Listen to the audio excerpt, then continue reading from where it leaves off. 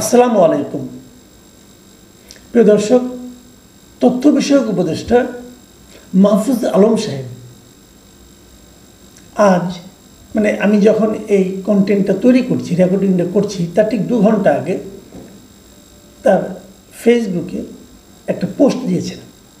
সেই পোস্টে উনি লিখেছেন, 1/11 এর পদধ্বনি শোনা যাচ্ছে, তবে জুলাই জয়ী হবে, জনগণের লড়াই পরাজিত হবে না।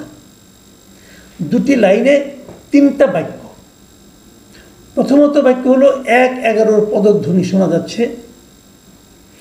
এই যে পদধ্বনিটা শোনা যাচ্ছে, এটার ভিত্তিটা কি? কিভাবে উনি বুঝতে পারলেন যে সেই পদধ্বনি শোনা যাচ্ছে? সেই পদধ্বনির শব্দটা উনি কিভাবে শুনলেন, অথবা কোন ঘটনার কারণে উপলব্ধি করতে পারলেন যে 1/11 পদধ্বনি শোনা যাচ্ছে? আচ্ছা, 1/11 জিনিসটা কি সেটা বোঝার চেষ্টা করি। 1/11-তে কী হয়েছিল?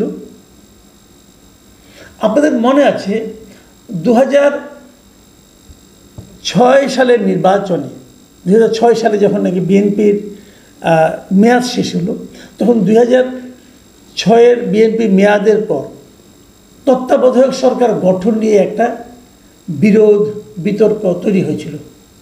প্রথমে বিএনপি চেয়েছিল যে KM হাসানকে, উনি সর্বশেষ প্রধান বিচারপতি ছিলেন, ওনাকে তত্ত্বাবধায়ক সরকারের প্রধান বানাবেন।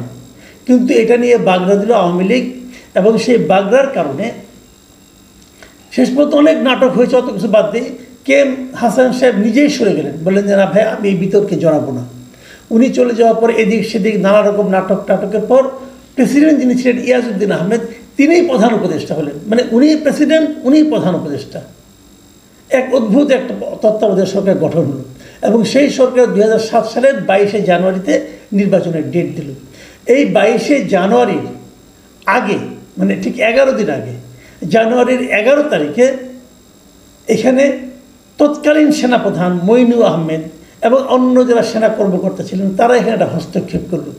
তাদের হস্তক্ষেপের কারণে প্রেসিডেন্ট হিসেবে ইয়াজউদ্দিন আহমেদ সাহেব থাকলেন, কিন্তু নতুন করে প্রধান উপদেষ্টা নিয়োগ করা হলো ফখরুদ্দিন আহমেদকে, এবং ফখরুদ্দিন আহমেদ নতুন করে একটা তত্ত্বাবধায়ক সরকার গঠন করলেন, এবং তার অধীনে একটা নির্বাচন অনুষ্ঠিত হলো। এই ছিল 1/11 কাহিনী। এবং সেই নির্বাচনে বলা হয়ে থাকে যে আওয়ামী লীগকে নাকি ফেভার করা হয়েছে। সেই সময় যারা নির্বাচন কমিশনার ছিলেন, তাদের মধ্যে আপনারা একজন চেনেনি, এই যে এখন যিনি উপদেষ্টা আছেন ব্রিগেডিয়ার সাখাওয়াত সাহেব, তিনি কিন্তু ওই সময় নির্বাচন কমিশনার ছিলেন। ওনাদের অধীনে, যে ওনাদের তত্ত্বাবধানে যে নির্বাচনটা হয়েছিল, সেই নির্বাচনে আওয়ামী লীগ বিজয়ী হয়েছিল। এখন যেহেতু আওয়ামী লীগ বিজয়ী হয়েছিল, এবং 1/11 ওই ঘটনার পর যখন নাকি ফখরুদ্দিন সাহেবদের তত্ত্বাবধায়ক সরকার শপথ নেয়, ওই সময় আওয়ামী লীগের সভানেত্রী উনি বলেছিলেন, শেখ হাসিনা বলেছিলেন যে এই সরকারটা হলো আওয়ামী লীগের আন্দোলনের ফসল। যাক, এগুলো হয়েছিল। তারপর যখন নির্বাচন হয়ে গেল, নির্বাচন হয়ে যাওয়ার পর এই 1/11 ঘটনার মাধ্যমে যে তত্ত্বাবধায়ক সরকার হলো, এটাকে দেখলাম আওয়ামী লীগও সমালোচনা করে, বিএনপিও সমালোচনা করে, দুইজনের সমালোচনা করে। আবার আওয়ামী লীগ ওই সরকারে যারা নাকি এই আর্মিতে যারা এই সমস্ত কাজগুলি করেছিল, তাদেরকে নানা জায়গায় ভালো ভালো পোস্টিংও দিয়েছিল। মাসুদুদ্দিন আহমেদকে ভালো জায়গায় পোস্টিং দিয়েছিল, অস্ট্রেলিয়ার রাষ্ট্রদূত বানিয়েছিল। যাক, সেগুলো পুরোনো ঘটনা, পুরোনো বেশি কেচ্ছা কাহিনী বলতে চাই না। তো সেই জিনিসটার পদধ্বনি এখন মাহফুজ সাহেব দেখছেন কীভাবে। তার কি উনি বলতে চাচ্ছেন যে এই অন্তর্বর্তী সরকারের মধ্যে এখন সেনাবাহিনী প্রভাব বিস্তার করবে, অথবা সেনাবাহিনী নতুন কোনো সরকার গঠনের পায়তারা করছে? উনি কি সেই কথা বলতে যাচ্ছেন? যদি উনি বলতে চান, বলতে পারেন, ওনার চিন্তা ভাবনা উনি জানবেন, কিন্তু সেটা ব্যাখ্যাটা কি? তারপরে এটা বলেছেন যে এই 1/11 হবে জুলাইয়ের বিপরীতে, জুলাইয়ের যে চেতনা তার বিপরীতে, যে কারণে সেই যুদ্ধে জুলাই জয়ী হবে, এবং জুলাইকে উনি জনগণের লড়াইয়ে পরাজিত হবে না। জুলাইকে উনি জনগণের, জুলাই জয় হবে, জনগণ জয়ী হবে উনি বলতে চাচ্ছেন। জনগণ এবং জুলাইকে উনি সমর্থন করে বলেছেন, দাবি করেছেন। অতি উত্তম, আমি এটা মানতে রাজি আছি, কোনো সমস্যা নাই। কিন্তু 2024-এর জুলাই আর এখনকার জুলাই কি এক? 2024-এ এই আন্দোলনের সঙ্গে জনগণের যে সম্পৃক্ততা ছিল, এখন 2025 জুলাই সেই আন্দোলনের যারা নিজেদেরকে সিপাহসালার ঘোষণা করছেন, নেতৃত্বের কৃতিত্ব দাবি করছেন, তাদের কি জনগণের উপর সেই প্রভাব আছে? অথবা উল্টার দিকে জনগণের কি তাদের উপর সেই আস্থা আছে? তারা কি আগের মতো নিবেদিত প্রাণ আছে, নাকি তারা নিজেদেরকে নিয়ে চিন্তা করছে, নিজেদের আখের গোছানোর চেষ্টা করছে এবং এটা করতে যেয়ে বারবার ধরা পড়ে নানা ধরনের ন্যাক্কারজনক ঘটনা জন্ম দিচ্ছে? মাহফুজ আলম সাহেবকে সেই বিষয়টা বুঝতে হবে। যাও, এই যে উনি দিয়েছেন এটা, এই স্ট্যাটাসটার পরে আমি দেখলাম এই স্ট্যাটাসটার মধ্যে 22,000 লোক রিয়েক্ট করেছেন, তারা রিয়াকশন দিয়েছেন, নানা রকম রিয়াকশন দিয়েছেন, 24টা কমেন্ট করেছে এবং 3,100 লোক এই স্ট্যাটাসটাকে শেয়ার করেছে। আমি একটু রিয়াকশনগুলোর ক্যারেক্টার আপনাদের একটু বোঝাতে চাই, কারণ হয় কি, রিয়াকশন যদি আপনি বুঝেন তাহলে বুঝবেন মানুষের কীভাবে মূল্যায়ন করছে। এখানে হাহারি রিয়েক্ট করেছে 12,000, লাইক রিয়েক্ট করেছে 8,400, আর কান্না রিয়েক্ট করেছে 2,300 বা অন্যান্য কিছু হয়েছে। লক্ষ্য করুন, সবচেয়ে বেশি রিয়াকশন করেছে হাহা। হাহা রিয়েক্টটাকে মানুষ আসলে নেগেটিভ অর্থে ধরে। তার মানে ওনার এই বক্তব্যটাতে অনেক মানুষের হাসি পেয়েছে। মানে এটা অনেকটা কিন্তু আনন্দের হাসি নয়, এটা অবজ্ঞার হাসি। এরকম হাসি দেওয়ার লোকের সংখ্যা বেশি হয়েছে। এখন এটা কেন হয়েছে এই ব্যাখ্যা আমি দিতে পারবো না। এবং এটা নিয়ে অনেকে প্রশ্ন করেছেন যে আপনি এটা অর্থটা আসলে কী। তখন উনি আবার ওই পোস্টের নিচে আরেকটা ব্যাখ্যা দিয়ে একটা পোস্ট দিয়েছেন এবং সেখানে উনি বলেছেন যে 1-11 পদধ্বনির কথা কেন বলছি, এটা বলে নিয়ে উনি বেশ কয়েকটা পয়েন্ট এখানে দিয়েছেন। আমি সেরকম কয়েকটা পয়েন্ট নিয়ে কথা বলব। যেমন ধরেন, উনি একটা পয়েন্ট দিয়ে বলেছেন যে পুরনো অর্থনৈতিক এবং কালচারাল বন্দোবস্ত ফিরিয়ে আনার তোড়জোড়, যার পথ ধরে আওয়ামী লীগকে ফিরিয়ে আনার পথ প্রশস্ত হবে। এটা কিন্তু একদম, আমি কিন্তু এটাকে ভুল বলছি না, বাট এখানে একটু আমার কাছে মনে হচ্ছে যে এই যে বললেন যে পুরনো বন্দোবস্ত ফিরিয়ে আনার তোড়জোড় হচ্ছে, এই জায়গাটাতে আমার আপত্তি। তোড়জোড়টা কে করছে? আসলে তোড়জোড় কিন্তু দেখেন, তোড়জোড় করার মতো লোক খুব বেশি একটা নাই। এই যে হচ্ছে যে নতুন বন্দোবস্তের কথা বলে আপনারা এসেছেন, কিন্তু মাথায় রাখবেন, সেই নতুন বন্দোবস্তের গত 1 বছরে আপনারা কী দেখাতে পেরেছেন বলেন তো? একটা বছর আপনারা এখানে নতুন বন্দোবস্ত দেখানোর জন্য সময় পেয়েছেন, একটা ছোটোখাটো একটা দেখাতেন। আপনারা কী দেখাতে পেরেছেন? আপনারা কিছুই দেখাতে পারেন নাই। আপনি পার্ট অফ গভর্নমেন্ট হয়েছেন, সরকারের অংশ হয়েছেন, সরকারের অংশ হয়ে আপনি নতুন কী দেখাতে পেরেছেন? আপনি একটা মন্ত্রণালয়ের দায়িত্ব পেয়েছেন, তথ্য মন্ত্রণালয়ে বসে আপনি এমন কী দেখাতে পেরেছেন যাতে নাকি আমাদের মিডিয়া এবং তথ্য মন্ত্রণালয়ের মানে অধীনে যে সমস্ত প্রতিষ্ঠানগুলো আছে সেগুলোতে বিরাট কোনো বৈপ্লবিক পরিবর্তন এনেছে? আপনি কী পেরেছেন? আপনি কিচ্ছু পারেননি। আপনার কলিগরা কী পেরেছে? তারাও নতুন কিছুই দেখাতে পারেনি। অনেকে বলছে সরকার তো চলছে আগের মতোই, যে সরকার চলছে আগের মতোই, তারা কেন মুখে নতুন বন্দোবস্তের কথা বলে? লজ্জা করে না? আবার এখন নিজেরা পারছেন না, অন্যের উপর তার চাপা অজুহাত দিচ্ছেন, অন্যের উপর দোষ চাপাচ্ছেন। কার উপর দোষ চাপাচ্ছেন?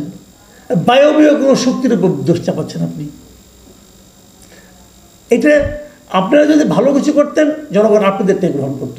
উনি আরেক জায়গায় বলেছেন, ক্ষমতার দ্বন্দ্বে দলগুলো নিয়ে জনগণের মধ্যে আস্থাহীনতা তৈরি এবং বিরাজনীতিকরণের পুরাতন প্রচেষ্টা। এটা ঠিক, এটা আমি মানি যে জনগণের মধ্যে কিন্তু এক ধরনের আস্থাহীনতা তৈরি হয়েছে এবং বিরাজনীতিকরণের একটা প্রচেষ্টা দেখা যাচ্ছে। কিন্তু আমি যদি জিজ্ঞাসা করি এই বিরাজনীতিকরণের প্রচেষ্টাটা কে করছে, আমি তো জন্য দায়ী করবো আপনার সরকারকে। আপনাদের সরকারে বর্তমান যে ডক্টর ইউনূসের গভর্নমেন্ট আছে, তারাই রাজনৈতিক দলগুলিকে ব্যর্থ প্রমাণ করার নানা ধরনের চেষ্টা করছে। এই যে রাজনৈতিক দলগুলির মধ্যে অভিযোগ হচ্ছে যে তারা বিভিন্ন জায়গায় চাঁদাবাজি করছে, দখল করছে, অমুক করছে, তমুক করছে, কেন এটা সরকার ফেরাতে পারে না? চাঁদাবাজি ফেরানো তো সরকারের দায়িত্ব, সরকার কেন ফেরায় না? আপনি পলিটিক্যাল পার্টিগুলিকে দোষ দিতে পারতেন তখন, যদি সরকার কোনো চাঁদাবাজির জন্য কাউকে ধরলে যদি পলিটিক্যাল পার্টিগুলো তাকে ছাড়ানোর জন্য সরকারের উপর চাপ প্রয়োগ করতো, আপনি তখন পলিটিক্যাল পার্টিকে দোষ দিতে পারতেন। কিন্তু সরকার তো ধরেই না। এই যে গুলশানের ঘটনায় এনসিপির কয়েকজনকে ধরা হলো, এর জন্য কি কোনো পলিটিক্যাল পার্টি, এমনকি খোদ এনসিপি, তারা কি সরকারকে চাপ দিয়েছে? চাপ দেয়নি তো, চাপ তো দেয়নি। তাহলে ধরলে তো কেউ না করে না, আপনি ধরেন না কেন? ইচ্ছে করে ধরে না। সরকার এই কাজটা ইন্টেনশনালি করতেছে যাতে নাকি পলিটিক্যাল পার্টিগুলোর উপর মানুষ বীতশ্রদ্ধ হয়ে যায়। যদি সরকারের জন্য দায়ী হয় তার দায়িত্ব মিস্টার মাহফুজ আলম আপনার উপর পড়ে, কারণ আপনি তো পার্ট অফ গভর্নমেন্ট। আরেকটা জিনিস বলি, উনি আরেকটা জিনিস বলেছেন যে জুলাইয়ের গণঅভ্যুত্থানকে অন্য 10টা ইভেন্টের মতো বানিয়ে জনগণ বিশেষ করে ছাত্রদের মধ্যে হীনমন্যতা তৈরির প্রচেষ্টা হচ্ছে। দেখেন, এটা আপনি যেভাবে বলছেন ঠিক আছে, কিন্তু এটা ছাত্রদের মধ্যে কোনো হীনমন্যতা বাইরের কেউ তৈরি করে নাই, এই ছাত্র নেতৃবৃন্দই তৈরি করেছে। এই এনসিপি, বৈষম্যবিরোধী ছাত্র আন্দোলন, এরা যারা আছে এরাই এদের যে নেতৃত্ব, সেই নেতৃত্বের লোভ, দুর্নীতি এবং ব্যর্থতার কারণে এই মানে হীনমন্যতা এবং এই বৈষম্য তৈরি হয়েছে। আপনি রিয়াদ এবং তুষারের ঘটনা ধরেন, যে সংগঠনে রিয়াদের মতো চাঁদাবাজ আছে, যে সংগঠনে তুষারের মতো ব্যক্তি আছে যার বিরুদ্ধে নারীরা হেনস্থার অভিযোগ করে, সেই সংগঠনে কি আমি আমার সন্তানকে পাঠাবো? কেউ পাঠাবে? পাঠাবে না তো। তুষারের বিরুদ্ধে কী অ্যাকশন নিয়েছে এনসিপি? যদি না নেয় তাহলে সেখানে এই তাদের প্রতি যে মানুষের হতাশা, অনাস্থা আসবে, এর জন্য কি অন্য কেউ দায়ী নাকি তারাই দায়ী? আপনি কিন্তু রোগটা ধরেছেন, কিন্তু রোগের কারণটা কিন্তু আপনি আইডেন্টিফাই করেছেন ভুলভাবে, অন্যের উপর চাপিয়ে দিচ্ছেন। রোগটা ঠিক আছে, অস্বীকার করছি না। আরেকটা জিনিস বলেছেন যে সেটা হলো, উনি আরেকটা কথা ব্যাখ্যা দিয়েছেন যে নির্বাচন নিয়ে ধোঁয়াশা তৈরি, যেখানে সরকার ও রাজনৈতিক দলগুলোর মধ্যে নির্বাচন নিয়ে উল্লেখযোগ্য টানাপোড়েন নাই। উনি বলতেছেন যে নির্বাচনে যে ধোঁয়াশা তৈরি হয়েছে এটা অন্য কেউ তৈরি করেছে। উনি সবসময় একটা অদৃশ্য শত্রুকে টার্গেট করছেন, কিন্তু উনি বলছেন যে সরকারের সঙ্গে রাজনৈতিক দলগুলোর মধ্যে নির্বাচনে কোনো টানাপোড়েন নেই। আর শিওর? আরে দলগুলির মধ্যে তো টানাপোড়েন আছে। এনসিপি এবং জামাত বলে এক কথা, বিএনপি বলে আরেক কথা। নির্বাচন নিয়ে বিরাট টানাপোড়েন আছে। বিএনপি নির্বাচন প্রথম চেয়েছিল ডিসেম্বরে, সেটা ঠেলে ঠুলে নিয়ে গেছে ফেব্রুয়ারিতে, এখন শুনি ফেব্রুয়ারিতেও হবে না। তো এই টানাপোড়েনগুলো কি একদম নেই? সরকার নির্বাচনের ডেট ঘোষণা করে দিলেই পারে, দেয় না কেন? কাজে আমি মাহফুজ আলম সাহেবকে বলবো, ভাই আপনাকে আমি ব্যক্তিগতভাবে পছন্দ করি এই কারণে, আপনি যা বিশ্বাস করেন তা বলেন, তা বলার সৎ সাহস আপনার আছে, কিন্তু বিষয়গুলিকে আপনি ঠিকই ধরেছেন, পয়েন্টগুলো ঠিক আছে, আপনার যুক্তিগুলো ঠিক আছে, কিন্তু আপনি যাকে কারণ হিসেবে দেখাচ্ছেন, আপনি প্রত্যেক জায়গায় কারণ হিসেবে দেখাচ্ছেন একটা অদৃশ্য শত্রুকে। এখানে অদৃশ্য শত্রু নয়, শত্রু দৃশ্যমান। তারা হলো ছাত্র নেতৃত্ব, যারা নাকি সংকীর্ণ পথে হাঁটছে, যা নাকি সাময়িক লোভকে অতিক্রম করতে পারছে না। ওই রিয়াদ বলেছিল না কোর্টে যে গরিবের ছেলে টাকা দেখে মাথা খারাপ হয়ে গেছে। একই ঘটনা আপনাদের যে ছাত্র নেতৃত্ব আছে তাদেরও হয়েছে। এই বয়সে যে ধনীর ছেলেও হয়, এত টাকা একবারে দেখে নেই সে, তার বাবা দেখতে পারে, সে দেখে নাই, এদের টাকা দেখে মাথা খারাপ হয়ে গেছে ছাত্র নেতৃত্ব। আর আপনার সরকার, যে সরকার এনজিও এবং বিদেশি দ্বারা প্রভাবিত, তাদের এই দেশের প্রতি কোনো দায়বদ্ধতা নাই, কোনো ভালোবাসা নাই। তারা এখানে অবসর বিনোদন করতে এসেছে।